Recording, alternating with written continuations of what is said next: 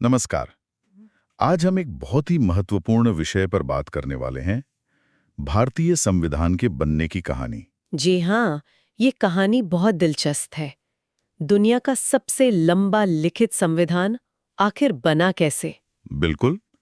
और ये तो कई लोग जानते हैं कि ये सबसे लंबा है, पर हमारे पास जो स्रोत हैं, वो बताते हैं कि इसके बनने की प्रक्रिया कैसी थी, क्या विचार थे, कौन से अहम मोड़ आए। सही कहा।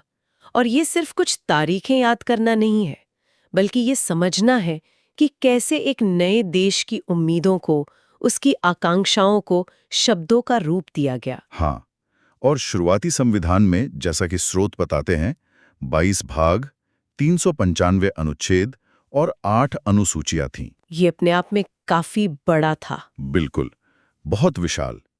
तो आज हमारी कोशिश रहेगी कि इन स्रोतों के जरिए उन खास पड़ावों को और उनके पीछे की सोच को समझें। तो चलिए शुरू करते हैं। ये सफर शुरू होता है संविधान सभा के गठन से और हम इसे पहले आम चुनाव तक लेकर जाएंगे।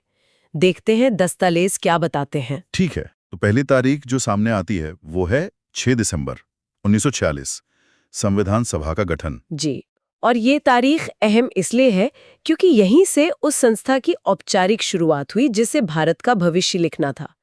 माहौल उस समय काफी अनिश्चित था। हाँ, विभाजन की बातें चल रही थीं, रियासतों का भविष्य साफ नहीं था। बिल्कुल। ऐसे में एक संविधान सभा बनाना ये अपने आप में एक बड़ा कदम था। ये दिखाता था कि नेतृत्व आगे बढ़ने के लिए तैयार है, भविष्य बनाने के लिए। और गठन के ठीक 3 दिन बाद 9 दिसंबर 1946 को पहली बैठक हुई नई दिल्ली में। जी, हमें जानकारी मिलती है कि जेबी कृपलानी ने सभा को संबोधित किया और डॉक्टर सच्चिदानंद सिन्हा अस्थायी अध्यक्ष चुने गए। तो ये मतलब सिर्फ एक औपचारिकता थी या इसका कोई गहरा मतलब भी था? नहीं देखिए, ये एक दिलचस्प परंपरा थी। डॉक्टर सिन्हा उस वक्त सभा के सबसे वरिष्ठ सदस्य थे, तो उन्हें अस्थायी अध्यक्ष चुनना ये फ्रांसीसी संसदीय परंपरा का पालन था। अच्छा। हाँ, और ये एक तरह से स्थिरता और निरंतरता दिखाने की कोशिश थी। शुरुआत से ही प्रक्रियाओं का सम्मान किया गया। और कृपलानी जी का भाषण? वो भी अहम था क्योंकि वो उस समय कांग्रेस अध्यक्ष थे। उनके भाषण ने सभा के सामने जो बड़ी चुनौती थी, जो जिम्मेदारी थी, उसे साफ तौर पर सामने रखा। तो ये पहली बैठक एक तरह से मंच तैयार करने जैसी थी। हाँ, कह सकते हैं। असली काम तो शायद स्थायी नेतृत्व चुने जाने के बाद शुरू हुआ होगा। जो हुआ 11 दिसंबर 1946 को। बिल्कुल। इस दिन डॉक्टर राजेंद्र प्रसाद अध्यक्ष बने, एच.सी. मुखर्जी उपाध्यक्ष और बी.एन. राव संवैधानिक कानूनी सलाहकार। ये नियुक्तियां तो बहुत महत्वपूर्ण रही होंगे। निश्चित रूप से बहुत सोच समझकर की गई थीं। डॉक्टर राजेंद्र प्रसाद की छवि एक ऐसे नेता की थी जिन्हें सब मानते थे, जो शांत थे लेकिन दृढ़ थे, और इतने अलग अलग विचारों वाले सदस्यों के बीच संतुलन बनाने के लिए यह जरूरी था। और महात्मा गांधी ने भी तो कहा था उनके बारे में कि राजेंद्र प्रसाद हमारे सबसे अच्छे सहकर्मियों में से एक हैं। जी हाँ, ये उनके कद को दिखाता है। और एच.सी. मुखर्जी और बी.एन. राव, इनकी भूमिकाओं पर स्रोत क्या कहते हैं? देखिए, एच.सी. मुखर्जी का चुनाव अल्पसंख्यक समुदायों को प्रतिनिधित्व देने का, उन्हें एक आश्वासन देने का संकेत था। और बी.एन. राव की भूमिका पर्दे के पीछे की थी, पर बहुत ही ज्यादा महत्वपूर्ण। कुछ दस्तावेज इशारा करते हैं कि राव ने संविधान का पहला ड्राफ्ट तैयार करने और अलग-अलग देशों के संविधानों को स्टडी करके एक आधार बनाने में अहम रोल निभाया। अच्छा, तो वो एक तरह से नींव रख रहे थे। बिल्कुल। वो बहुत कुशल विधिवेत्ता थे और उनकी सलाह ने सभा को बहुत मदद की।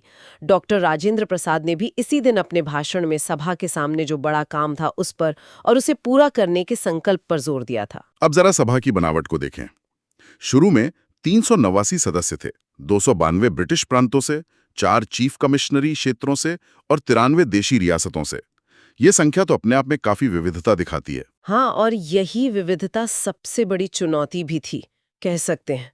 ब्रिटिश भारत के जो प्रतिनिधि थे, उन्हें थोड़ा विधायी अनुभव था भी, लेकिन देशी रियासतों के प्रतिनिधि तो बिल्कुल अलग राजनीतिक व्यवस्था से आ रहे थे। तो सबको एक साथ लाना मुश्किल रहा होगा। बहुत मुश्किल। इन सबको एक मंच पर लाना और फिर एक संविधान पर सहमत कराना, ये बहुत जटिल काम था। ये संख्या सिर्फ नंबर नहीं है, ये उस वक्त के भारत की राजनीतिक और सामाजिक उलझनों का आईना है। लेकिन फिर देश का बंटवारा हुआ, इसका सभा की संरचना पर, उसके काम पर क्या असर पड़ा? बंटवारा तो खैर एक बहुत बड़ी त्रासदी थी और इसका सीधा असर संविधान सभा पर भी पड़ा। सदस्यों की संख्या घटकर 299 रह गई। क्योंकि जो इलाके पाकिस्तान में चले गए उनके प्रतिनिधि हट गए। जी, इसका मतलब ये हुआ कि अब सभा को न सिर्फ एक नए देश का संविधान बनाना था, बल्कि बंटवारे से जो जख्म मिले थे, जो नई हकीकतें थी, उनको भी ध्यान में रखना था। तो क्या इससे सभा के विचारों पर कोई असर पड़ा? हाँ, कुछ दस्तावेज बताते हैं कि इस घटना ने सभा के सदस्यों में राष्ट्रीय एकता की भावना और एक मजबूत केंद्र की जरूरत पर जोर देने की सोच को और पक्का किया। अच्छा, नेतृत्व तय हो गया, संरचना बदल गई। अब सभा ने शायद अपने वैचारिक आधार पर काम शुरू किया होगा। इसी संदर्भ में आता है 13 दिसंबर 1946 को पेश किया गया उद्देश्य प्रस्ताव। ये इतना महत्वपूर्ण क्यों माना जाता है? ये प्रस्ताव जिसे पंडित जवाहरलाल नेहरू ने पेश किया था, वो सिर्फ एक दस्तावेज नहीं था, कह सकते हैं कि वो संविधान की आत्मा थी। आत्मा कैसे? देखिए, इसे इतनी जल्दी पेश करने के पीछे भी एक सोच थी। जैसा कुछ विश्लेषण बताते हैं, बंटवारे की अनिश्चितता बढ़ रही थी, तो नेहरू और बाकी नेतृत्व ये साफ कर देना चाहते थे कि भारत किस दिशा में जाएगा। किस दिशा में? एक स्वतंत्र संप्रभु गणराज्य, जहां सभी नागरिकों को न्याय, समानता और स्वतंत्रता मिलेगी। ये भविष्य के भारत का एक खाका था, एक विजन था, जिसने पूरी संविधान बनाने की प्रक्रिया को गाइड किया। और यही बाद में हमारे संविधान की प्रस्तावना यानी प्रियम्बल बना। बिल्कुल। इस सत्र में सरदार वल्लभ भाई पटेल की उपस्थिति का भी जिक्र है। क्या ये दिखाता है कि मुख्य नेतृत्व इस विजन पर एकमत था? हाँ, बिल्कुल। पटेल की मौजूदगी और दूसरे सीनियर नेताओं का समर्थन ये दिखाता है कि उद्देश्य प्रस्ताव पर कांग्रेस में और सभा के अंदर काफी हद तक सहमति थी। ये सिर्फ नेहरू का निजी विजन नहीं था, बल्कि ये एक सामूहिक इच्छा थी। इसने संविधान के जो मूल सिद्धांत हैं, लोकतंत्र, धर्मनिरपेक्षता, सामाजिक न्याय, उनको स्थापित कर दिया। फिर आगे उन पर बहस हुई, विस्तार हुआ। सिद्धांतों के साथ साथ राष्ट्रीय प्रतीक भी जरूरी रहे होंगे। राष्ट्रीय ध्वज को 22 जुलाई 1947 को अपनाया गया, आजादी से कुछ ही हफ्ते पहले। हाँ, और इसका समय भी देखिए, आजादी बिल्कुल पास थी और एक आजाद देश को अपने झंडे की जरूरत थी। जो डिजाइन अपनाया गया उसमें एक अहम बदलाव था, चरखे की जगह अशोक चक्र को शामिल करना। हाँ, ये बदलाव क्यों किया गया? स्रोत इस पर कुछ बताते हैं। कुछ व्याख्याएं ये बताती हैं कि चरखा, जो आजादी की लड़ाई और गांधी जी के स्वदेशी आंदोलन का प्रतीक था, उसे बदलकर अशोक चक्र, जो शाश्वत धर्म यानी कानून, गति और प्रगति का प्रतीक है, उसे अपनाना शायद एक ज्यादा व्यापक राष्ट्रीय पहचान बनाने की कोशिश थी। अच्छा, मतलब अतीत के संघर्ष से भविष्य की और एक कदम। हाँ, कुछ ऐसा ही। और साथ ही झंडे के लिए सूती खादी का इस्तेमाल जरूरी रखना, वो स्वदेशी और आत्मनिर्भरता के मूल्यों को बनाए रखने का एक तरीका था। तो ये सिर्फ कपड़े का टुकड़ा नहीं, बल्कि देश के मूल्यों और इतिहास का प्रतीक बन गया। और फिर आया 15 अगस्त 1947, भारत की आज़ादी का दिन। लाल किले पर पहला स्वतंत्रता दिवस समारोह, राष्ट्रगान, ये सब एक नए युग की शुरुआत थे। आज़ादी मिलना यकीनन एक बहुत बड़ा पड़ाव था, लेकिन संविधान सभा के लिए ये काम के बीच में एक अहम पड़ाव है। अब देश आज़ाद था और उसके पास अपना शासन चलाने के लिए एक पूरा कानूनी और प्रशासनिक ढांचा बनाने की जिम्मेदारी और बढ़ गई थी। मतलब अब संविधान बनाना सिर्फ एक अकादमिक काम नहीं रह गया था। बिल्कुल नहीं, अब ये एक फौरी जरूरत बन गया था। इसी जरूरत को पूरा करने के लिए 29 अगस्त 1947 को प्रारूप समिति यानी ड्राफ्टिंग कमेटी बनी और इसके अध्यक्ष बने डॉक्टर B.R. अम्बेडकर। इतने बड़े नेता थे, लेकिन अध्यक्ष पद के लिए डॉक्टर अम्बेडकर का चुनाव ये क्यों इतना अहम माना जाता है? डॉक्टर अम्बेडकर का चुनाव कई कारणों से बहुत महत्वपूर्ण था। पहला, उनकी असाधारण कानूनी और संवैधानिक समझ। जी। वो विशेषज्ञ थे। जी। दूसरा, वो हाशिए पर रखे गए समुदायों की आवाज थे और वो चाहते थे कि उनके हितों को संविधान में जगह मिले, सुरक्षा मिले। कुछ स्रोत बताते हैं कि एक सोचा समझा फैसला था ताकि संविधान समावेशी बने, सामाजिक न्याय के सिद्धांतों पर आधारित हो। इसीलिए उन्हें संविधान का मुख्य वास्तुकार या चीफ आर्किटेक्ट भी कहा जाता है। बिल्कुल, और ये उनके योगदान को सही मायने में दर्शाता है। समिति के बाकी सदस्य भी कम नहीं थे। K.M. मुंशी, मोहम्मद सादुल्ला, अल्लादी कृष्णा स्वामी अय्यर, N. गोपाला स्वामी अयंगर, D.P. खेतान, B.L. मित्तर, ये तो मतलब एक तरह की ड्रीम टीम थी। हाँ, कह सकते हैं एक बहुत शक्तिशाली बौद्धिक टीम थी। इन सब ने मिलकर दुनिया भर के संविधानों को बहुत गहराई से पढ़ा, पर सिर्फ नकल नहीं की। उन्होंने उसे भारतीय हालात के हिसाब से ढाला। बिल्कुल सही। प्रारूप समिति ने जो ड्राफ्ट तैयार किया, उस पर संविधान सभा में महीनों तक बहस चली। बहुत गहन बहस, हर अनुच्छेद पर, हर शब्द पर विचार हुआ। और डॉक्टर अंबेडकर ने इन बहसों को संभाला होगा। हाँ, उन्होंने बहुत कुशलता से इन बहसों का संचालन किया, तर्कों का जवाब दिया, संशोधनों को शामिल करवाया। दस्तावेज डॉक्टर अंबेडकर के 17 दिसंबर 1946 के एक भाषण का भी जिक्र करते हैं, जिसमें उन्होंने अधिकारों के साथ-साथ कर्तव्यों पर भी जोर दिया था। ये उनकी दूरदर्शिता दिखाता है। इन सभी बहसों और विचार विमर्श का नतीजा आखिरकार 26 नवंबर 1949 को सामने आया, जब संविधान सभा ने संविधान को पारित और अनुमोदित किया। ये एक ऐतिहासिक पल था।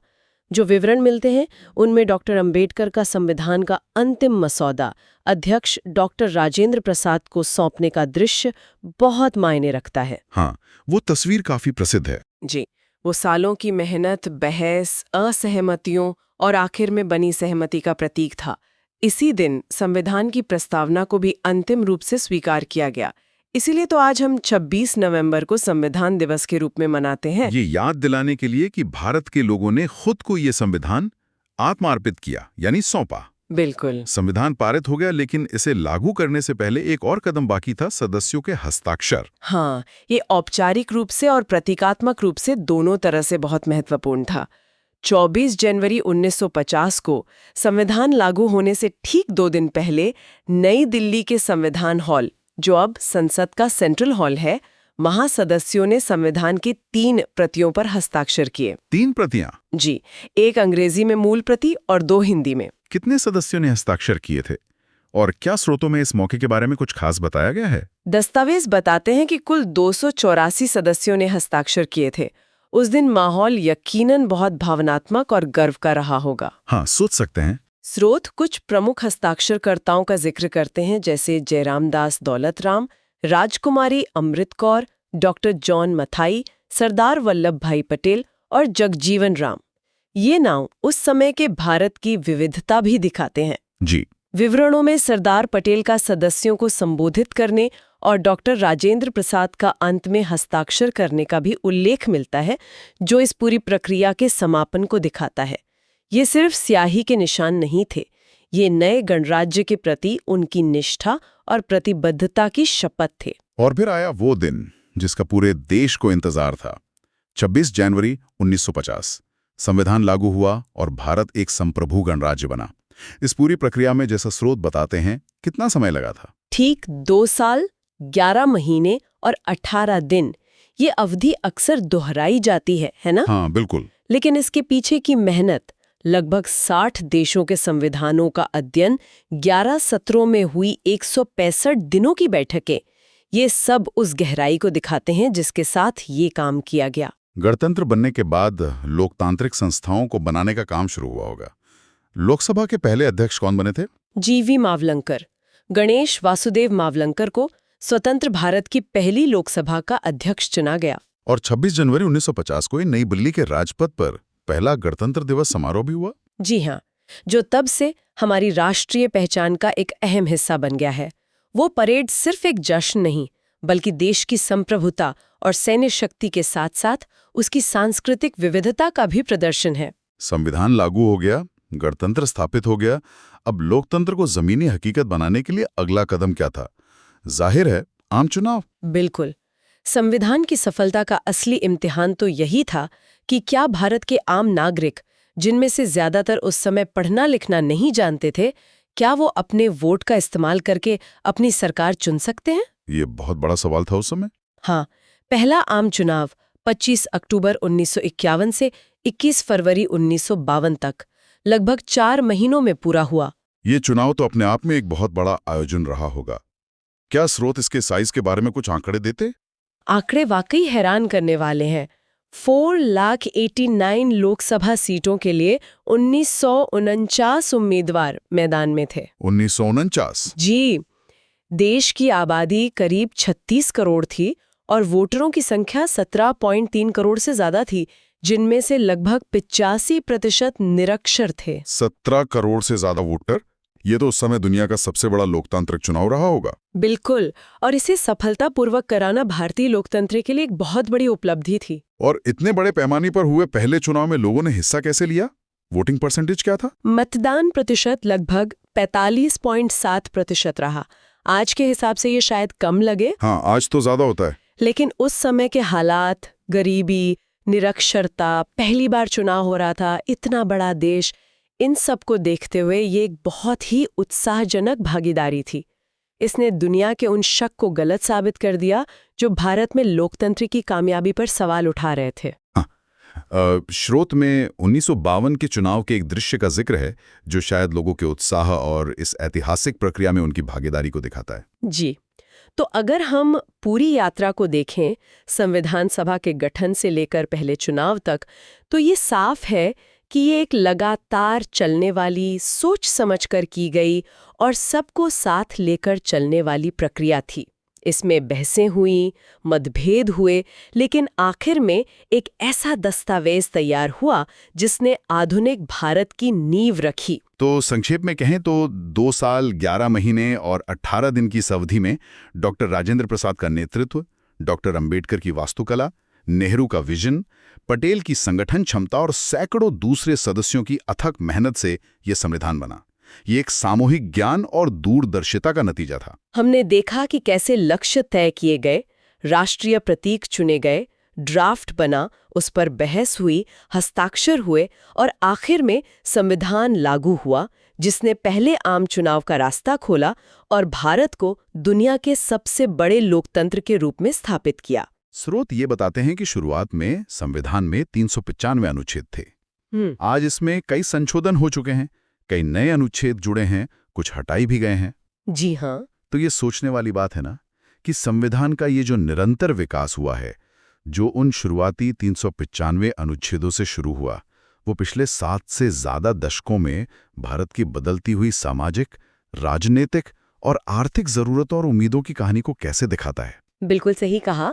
संविधान कोई पत्थर की लकीर नहीं है, बल्कि एक जीता जागता दस्तावेज है जो देश के साथ विकसित होता है।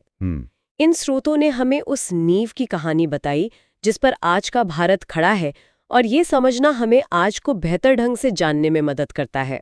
तो ये थी हमारे संविधान के बनने की कहानी की एक झलक, उन स्रोतों के आईने में जो हमारे पास थे।